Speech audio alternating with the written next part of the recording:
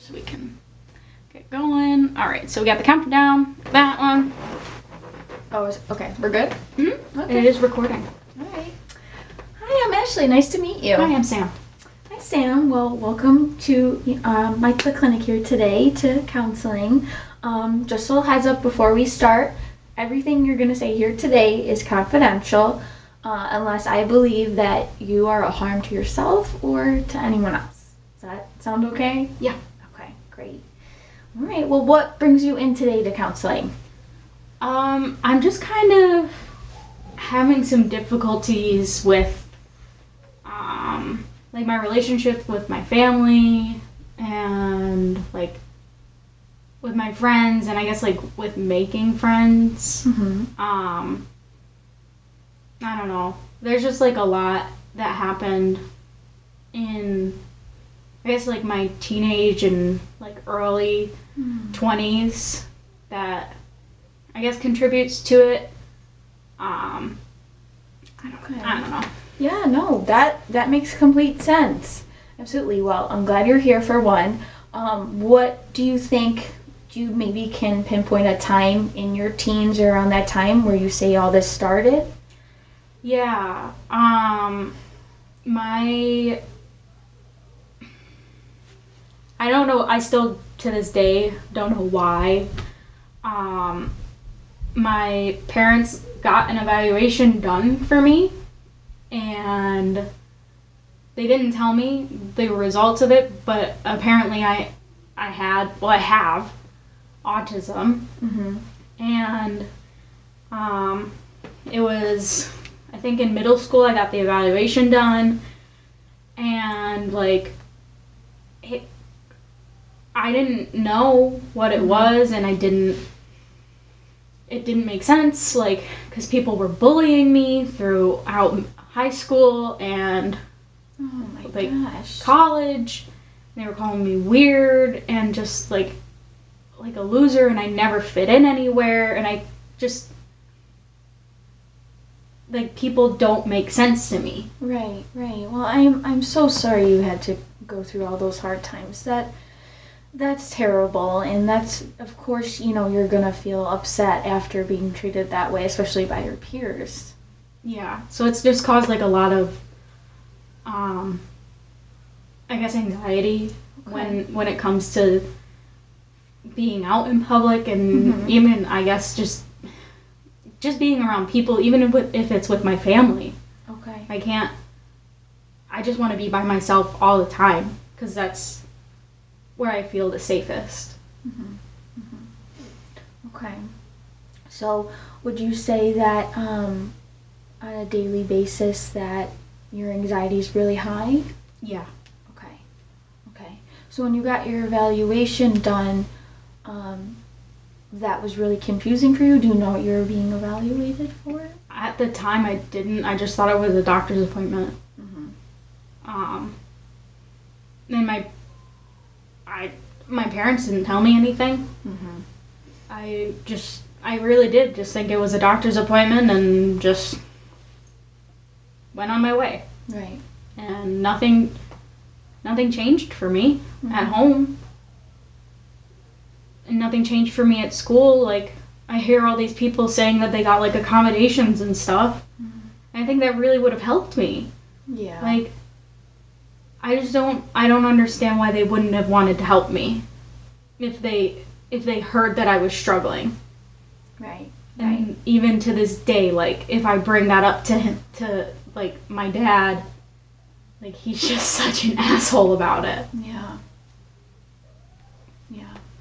So when you kind of bring it up to him, obviously he doesn't want to communicate about it. So this is kind of something that you're internally battling yourself. Yeah. It sounds like it. Yeah. I'm every day. It makes sense now, the diagnosis. I've done research into it, and I've told my own doctors about it, and I have doctors for it now. And it makes sense. But I just wish that, like, someone would have helped me sooner. Someone would have told me.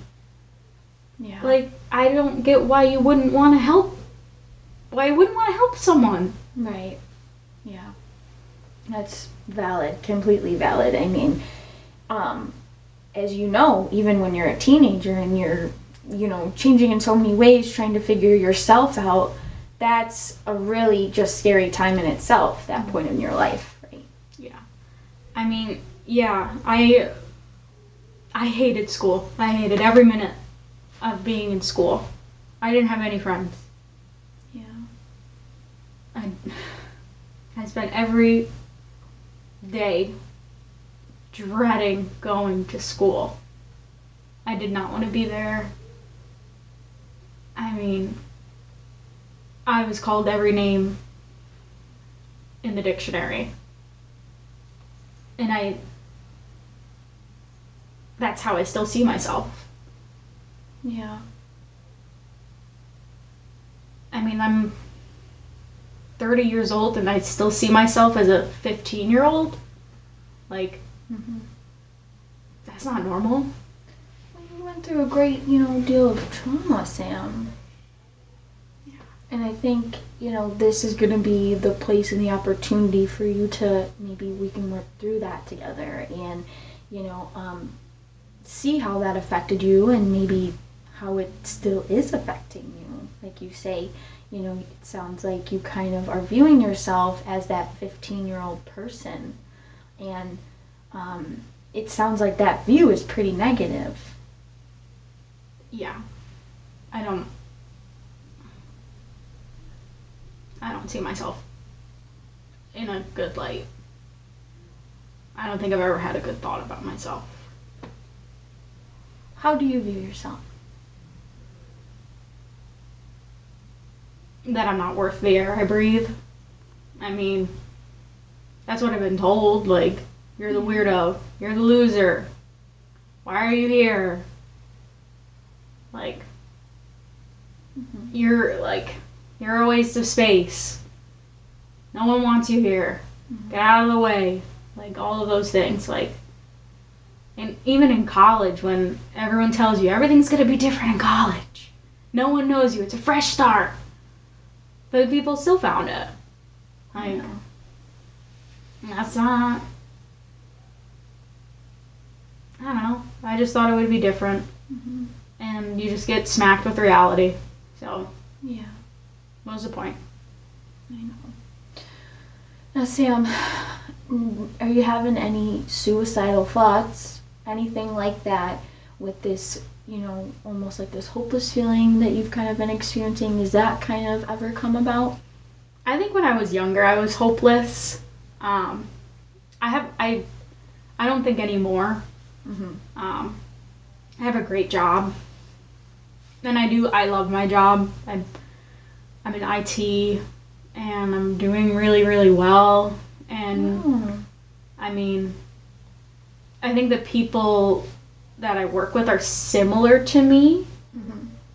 I mean, I think that there's a good possibility that a lot of people in my field probably also have autism. So they kind of get me. So not anymore, but definitely when I was younger, I had those thoughts. Okay. Well, good. I'm glad to hear that that's not something, you're experiencing now. I mean, obviously before is before, but you're here today. So, and it sounds like you've been extremely successful, and seeing that, you completed college and you have a great job and, you're financially stable, it proves that you're not going places or not whether you're kind of some of those negative, terrible things that were said to you when you were younger. Does that make sense? Yeah, I didn't think of that. I guess I didn't. I just thought, like, I started it, I had to finish it, kind of things. And I didn't see those as accomplishments. Right. Sometimes it's hard to see our accomplishments when we're kind of clouded by all of the negative thoughts in our head. And a lot of the time, the negative thoughts tend to come up first. We always jump to a negative thought rather than a positive thought. And something that, you could practice is maybe trying to learn to catch yourself before a negative thought comes. Okay. And that could be, when you're feeling the most anxiety around people, like that. So whenever that social anxiety is maybe the highest, now tell me, though, today where you are, maybe where I know you mentioned with your family, is that kind of like a main source of anxiety for you? Yeah. I don't fit into my family at all.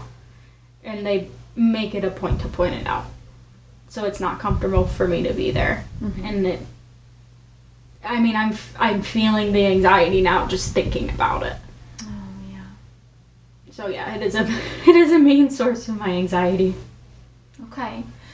When you see your family, what is it? As soon as you see them, do you feel like the physical effects? Are you feeling like the racing thoughts? Like, what are you feeling in those moments? I think it's like as soon as I pull up in my car, like I'm just sitting in the car and I'm trying to pull myself together, but my thoughts are racing and I feel like it's hard to breathe and my chest is just getting so tight and I'm just trying to hold it together, but I know I need to go in there because otherwise the consequence of not going in is bigger than what will happen if I do. Okay. That kind of thing. So I just need to pull it together enough to get through. If that makes sense. Okay. So to you, going through that is worth it in the end. Yeah. In a sense, as much as it can be worth it, I guess. Yeah. Well, maybe we can work on definitely, learning some self-soothing skills. So kind of when you have those mandatory family events or occasions or whatnot, that you can make sure you're okay before you walk in that door or when you're walking in that door, because then that will give you, that boost or that confidence that you can get through this. Because the whole point is to make sure that you know that. Yeah. And kind of allowing yourself to know that. And that goes along right with that, like that positive talk I mentioned, and kind of stopping before we make a decision, or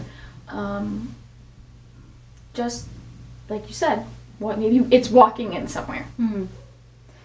Is that, maybe something that you'd like to explore, like maybe some self-soothing skills to kind of manage that anxiety? Yeah, because everything that I've tried so far has not worked.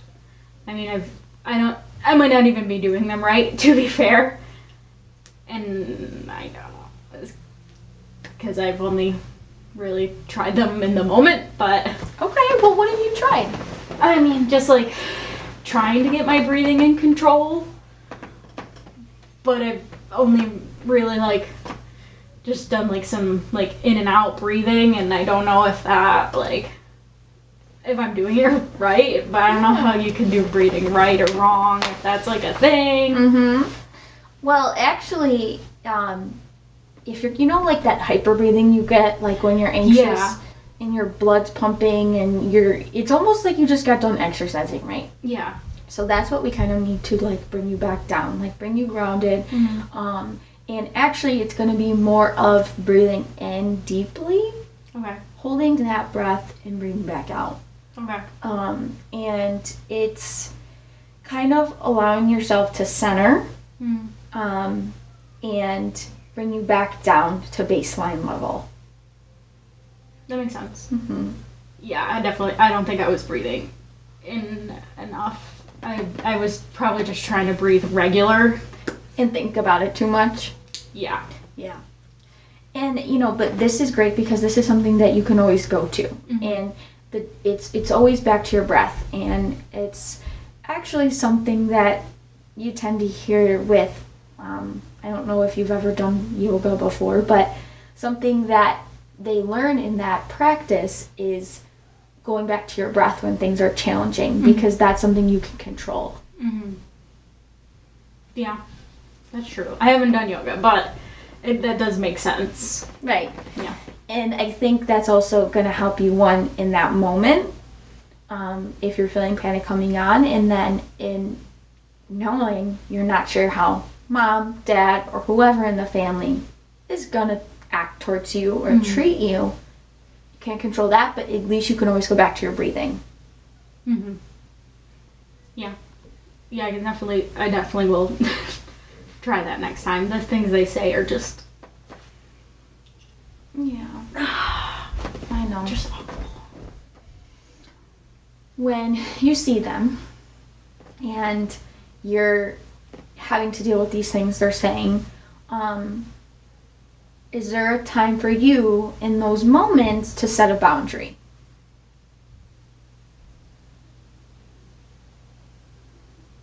I can explain more if that's confusing too. Yeah. What do you mean? So, pretty much what it's going to be is, right now we need you to focus on yourself. Like I said, all about you here.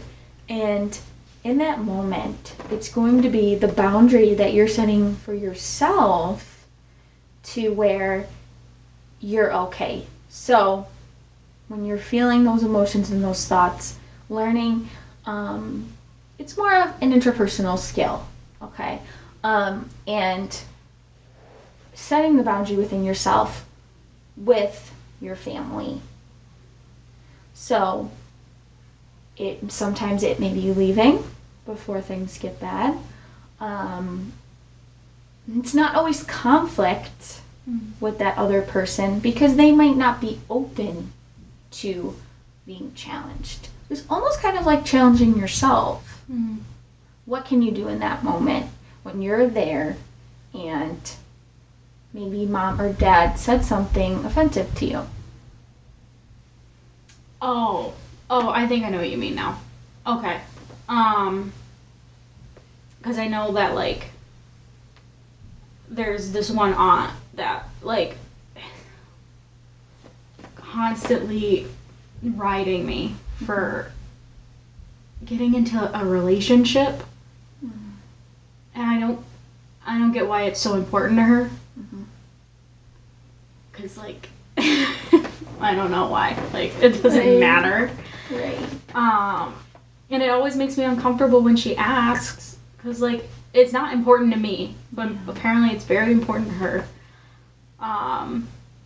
So, like, if she asks about it, like, saying something then. Yeah, so that would be a good time. Like, aunt, whoever, I'm really just not comfortable talking about this right now. Okay. That could be something. Because you may be really wanting to scream a big F you there. Yeah. But what if you did that? Okay, well, let's do two scenarios. Okay. Here. This will be a good example for you. Okay. So say your aunt says that, you have two options. You could scream a big F you and make a scene. Yeah. Or your second option would be, I really just am not comfortable talking about this right now, or I'd rather talk about something else right now with you. Yeah, I think that second option might go a little better. Okay. I mean, I think I could see some possible, like, well, why not kind of things, but, like, I think I have enough in me to kind of say, like, because I'm not, or, like, because it's personal, that kind of thing, like, because it's not her business. I don't know. Yeah. That kind of thing. Yes. And that's the thing. We can't distinguish what she's going to respond. Okay? Yeah. So what we can do here is allow you to learn about how you can react. Mm-hmm. So, for instance, if you were to kind of let your emotions get the best of you and say something, how would you feel after that?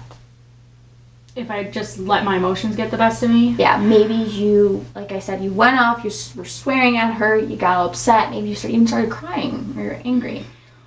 How would you feel after that? I feel terrible. I mean, I would be embarrassed. I would embarrass my mom and dad. They would be mad at me. It would just be awful. Mm-hmm. All around awful. Mm-hmm. Yeah. So maybe if you kind of took the other route and kind of just shut down the conversation Mm-hmm. and kind of stuck to your word, how would you feel after that? Would you feel empowered? Yeah.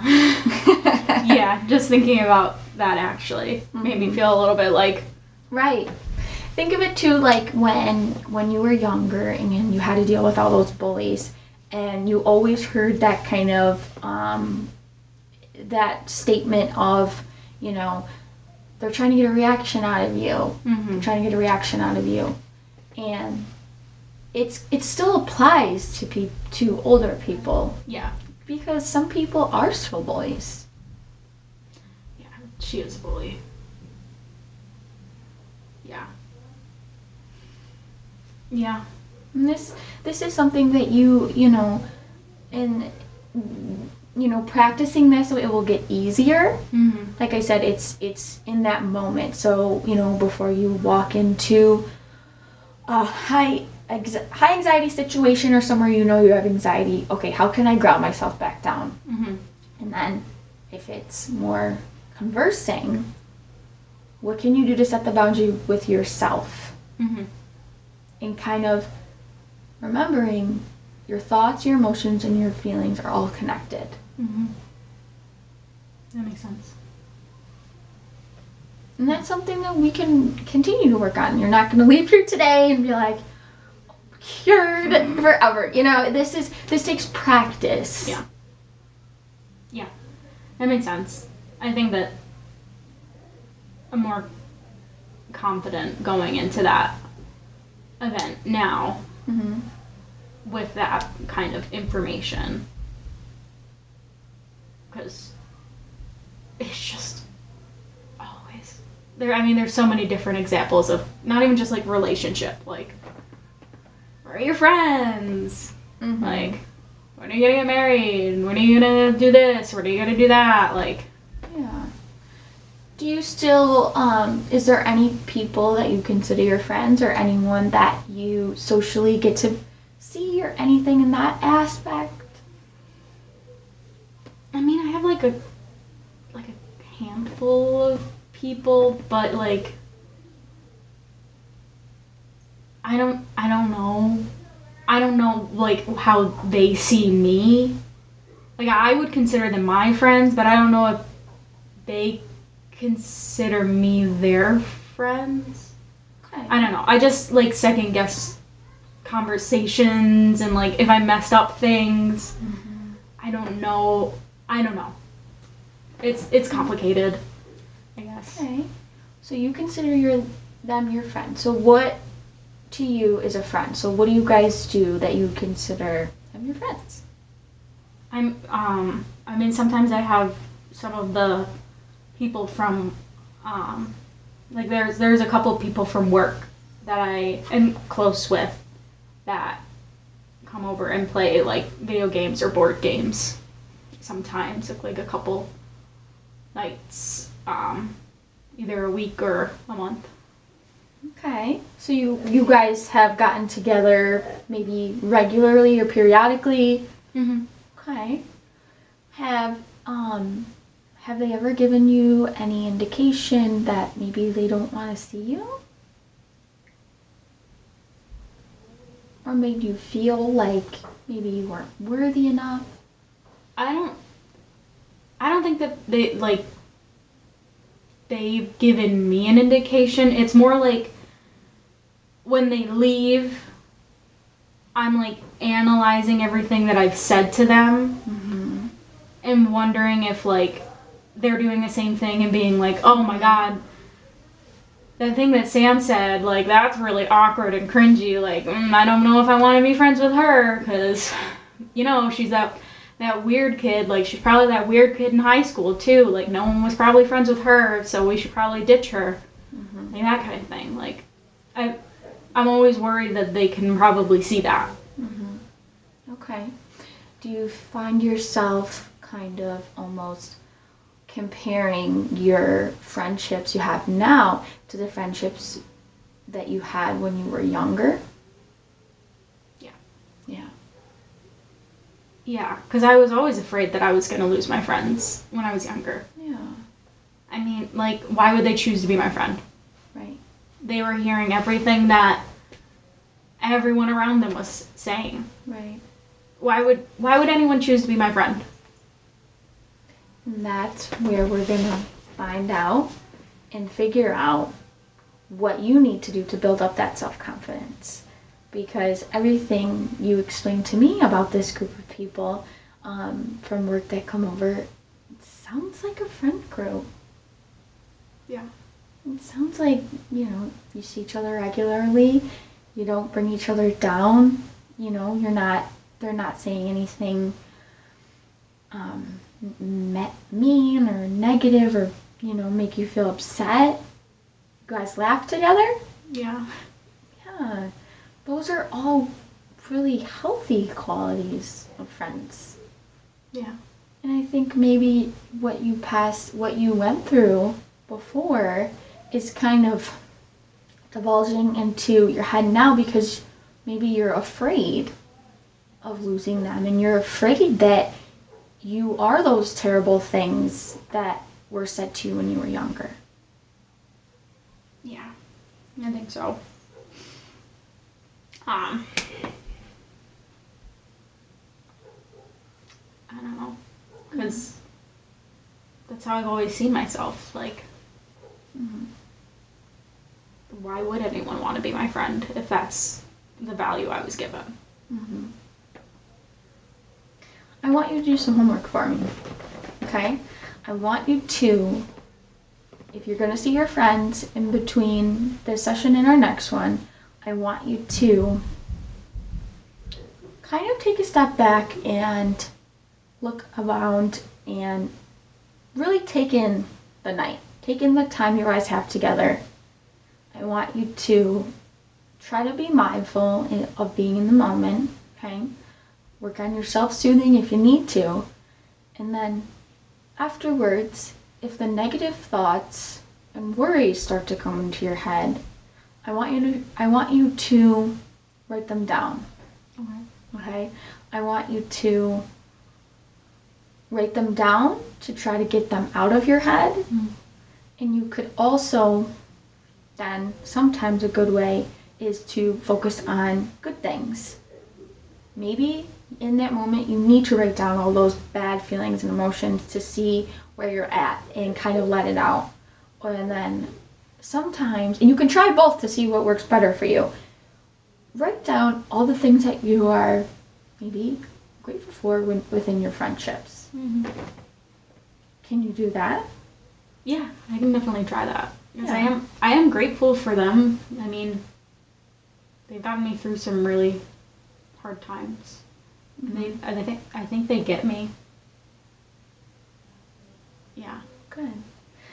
And then something I also like to do before we, wrap up here, every session I'm going to use a scaling method to see your anxiety level and maybe how you would rate it that past week.